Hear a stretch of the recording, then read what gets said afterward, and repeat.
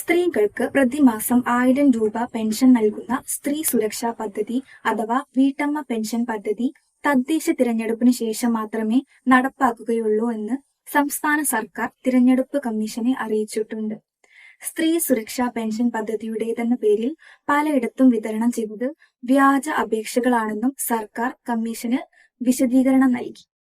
പെരുമാറ്റച്ചട്ട ലംഘനം ആരോപിച്ച് കമ്മീഷന് പരാതികൾ ലഭിച്ചതിനെ തുടർന്നാണ് ഇപ്പോൾ സർക്കാർ വിശദീകരണവുമായി രംഗത്തെത്തിയിരിക്കുന്നത്.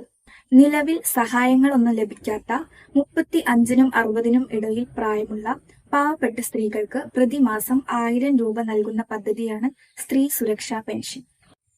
ഈ സാമൂഹ്യക്ഷേമ പദ്ധതിയിലൂടെ നിലവിൽ മറ്റു പെൻഷനുകൾ ലഭിക്കാത്ത ട്രാൻസ് വുമൺ ഉൾപ്പെടെയുള്ള മഞ്ഞ അല്ലെങ്കിൽ പിങ്ക് റേഷൻ കാർഡ് വിഭാഗത്തിൽപ്പെട്ട സ്ത്രീകൾക്ക് എല്ലാ മാസവും സാമ്പത്തിക സഹായം ഉറപ്പാക്കും. ഈ പദ്ധതിയുടെ ഗുണഭോക്താക്കൾ 31.34 ലക്ഷം സ്ത്രീകളായിരിക്കുമെന്നും ഇതിനായി പ്രതിവർഷം 3800 കോടി രൂപയാണ് സർക്കാർ ചിലവഴിക്കാൻ ലക്ഷ്യമിടുന്നതെന്നും പ്രഖ്യാപിച്ചിരുന്നു. മറ്റൊരു പ്രധാനപ്പെട്ട അറിയിപ്പ്, സംസ്ഥാനത്ത് ഈ മാസത്തെ ക്ഷേമ പെൻഷൻ വിതരണം ഡിസംബർ 15 മുതൽ ആരംഭിക്കും.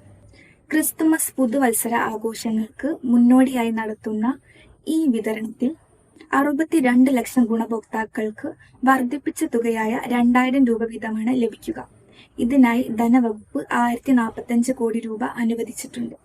26.62 ലക്ഷം പേരുടെ ബാങ്ക് അക്കൗണ്ടുകളിൽ തുക നേരിട്ട് എത്തുന്നതോടൊപ്പം ബാക്കിയുള്ളവർക്ക് സഹകരണ ബാങ്കുകൾ വഴി വീട്ടിലെത്തിച്ചും പെൻഷൻ കൈമാറും. 8.46 ലക്ഷം പേർക്കുള്ള കേന്ദ്ര വിഹിതവും സംസ്ഥാന സർക്കാർ മുൻകൂറായി അനുവദിച്ചിട്ടുണ്ട്. കൂടാതെ കെട്ടിട നിർമ്മാണ തൊഴിലാളികൾക്ക് ആശ്വാസവാർത്ത. കേരളത്തിലെ 3,89,000 വരുന്ന കെട്ടിട നിർമ്മാണ തൊഴിലാളി പെൻഷൻകാർക്ക് അവരുടെ കുടിശ്ശിക പെൻഷൻ 2 ഗഡു ഡിസംബർ 5-6 തീയതികളിലായി വിതരണം ചെയ്തിരുന്നു. ഒരു ഗഡു പെൻഷൻ കൂടി കെട്ടിട നിർമ്മാണ തൊഴിലാളികൾക്ക് ഈ മാസം 15-ാം തീയതി ലഭിക്കുന്നതാണ്. ഒട്ടാകെ ഈ ഡിസംബർ മാസം 3 ഗഡു പെൻഷൻ ഏകദേശം 4800 രൂപയാണ് കെട്ടിട നിർമ്മാണ തൊഴിലാളികൾക്ക് ലഭിക്കുക. ഒരു മാസത്തെ പെൻഷൻ തുക വിതരണം ചെയ്യാൻ 63.64 ലക്ഷം രൂപയാണ് ചെലവ് വരുന്നത്. എന്നാൽ നിലവിൽ ഒട്ടേറെ പെൻഷൻ കുടിശ്ശിക നിലനിൽക്കുന്ന കെട്ടിട നിർമ്മാണ തൊഴിലാളികളുടെ ശേഷിക്കുന്ന കുടിശ്ശിക തുടർന്നുള്ള മാസങ്ങളിൽ ലഭിക്കുമെന്നാണ് സർക്കാർ അറിയിപ്പ്. എന്നാൽ എന്നാണ് ലഭിക്കുക എന്നതിനെ കുറിച്ച് കൃത്യമായ അറിയിപ്പ് ലഭിച്ചിട്ടില്ല. എങ്കിലും ക്രിസ്തുമസ്, ന്യൂ ഇയർ പ്രമാണിച്ച് സാധാരണക്കാരന് ആശ്വാസം നൽകിക്കൊണ്ടാണ് ഇപ്പോഴത്തെ പെൻഷൻ വിതരണം.